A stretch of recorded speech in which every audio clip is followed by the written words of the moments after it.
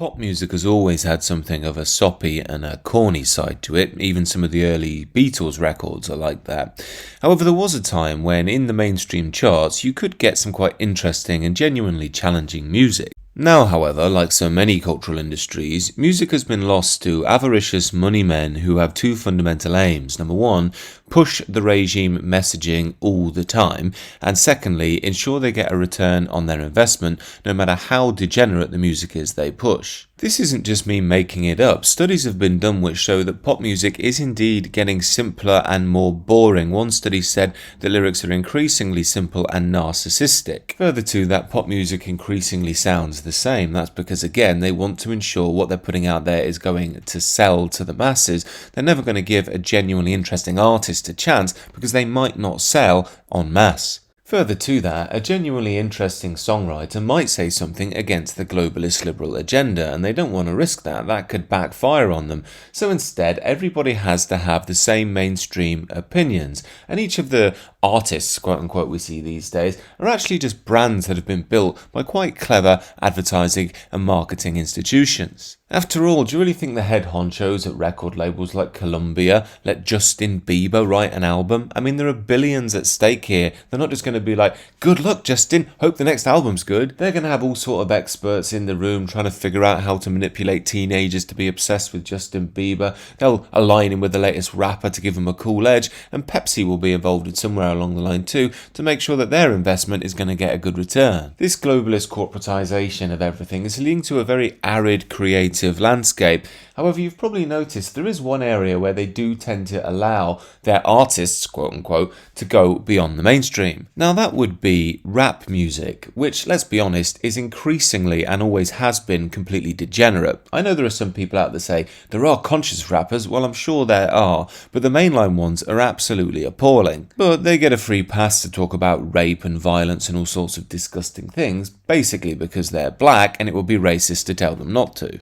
So in essence, rap music is in a race to the bottom of who can be the more shockingly degenerate in order to sell more records. We've had plenty of examples of this, from Cardi B and her song Wet Ass Pussy to this on your screen now. These are two ghetto rappers, I don't know who they are, but just have a look. I mean, what sort of role models are these? What sort of artists are these? And as you can tell from this interview, this woman, Suki Hana, I believe her name is, isn't all that bright.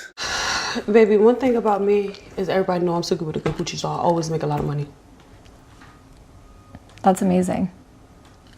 I didn't know that about you. What do you know? That you're a musician. But that's why I'm interviewing you today, so I can get to know you. So I'm a musician. Mm-hmm. What the fuck that mean? Make magic or something? What is musician? I think you're confusing that. Yeah, I'm not no musician. I make music. I make music. And that's not all I do. I make music, I act. I'm a TV star too, a young mogul.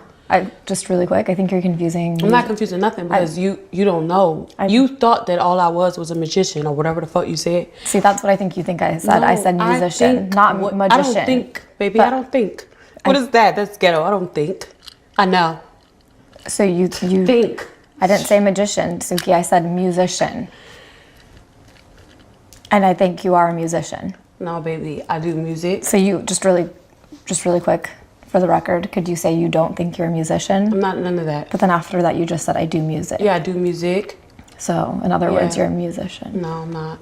I speak a lot on this channel about the West losing its soul, and this is a good example. Globalist liberalism is essentially a materialist ideology, and this is the sort of art that it fundamentally creates. It also celebrates people like P Diddy. He's in trouble recently. He's got hundreds of sexual allegations against him. Now, nothing is proven yet, but it does look bad. And as always, the mainstream media is up in arms, wondering how P Diddy could do the things he's accused of. But everyone else looking from the outside can obviously see that P Diddy is a massive degenerate. Why is anybody surprised about these allegations? It was the same with Marilyn Manson when he got accused of all his abuses. Why was anybody surprised? This is a creepy weirdo who dresses up like a clown, is obsessed with sex and all forms of disgusting things. I mean, he's not the sort of guy that's going to promote monogamy, discipline, traditional beauty and the benefits of the nuclear family now, is he? But I do think genres like rap do remain popular with young men, essentially because they don't have any other arenas of masculine expression in the modern world. They're very sick and tired of having finger-wagging feminists telling them how evil and toxic they are. I mean, it's not like young men can adopt a traditional Western path of masculine meaning. After all, there's no fathers in the home, there's no masculine authority figures in the culture anymore, they're constantly demeaned. So rap music is one, albeit pseudo, form of masculinity they can actually embrace. Now, I can understand why some young men embrace rap music, even though it traps them in an eternal adolescence, because what's the option? Embrace Coldplay. It always surprises me how successful bands like Coldplay and acts like Taylor Swift are. Here's the BBC stating the reason Coldplay are the 21st century's defining band. Why the BBC say this is because Coldplay are completely up to date with the globalist liberal agenda. That's why they're perfect for the 21st century. They don't offend anybody. But the problem is with bands like Coldplay and acts like Taylor Swift is we're moving into a plastic world. Now, I wouldn't necessarily call myself a punk by any means, I'm more of a traditionalist. However, even punk itself has been completely debased. Of course, you have dweebs like Green Day calling out MAGA as if it's a revolutionary act, even though the whole of the globalist establishment is on their side.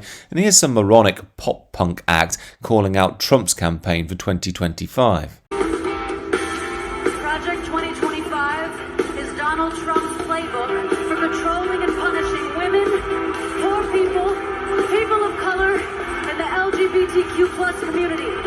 It is time for all Americans to band together and to finally defeat the Trump agenda. And the only way to do that is by confronting him at the polls. Do you want to live in a dictatorship?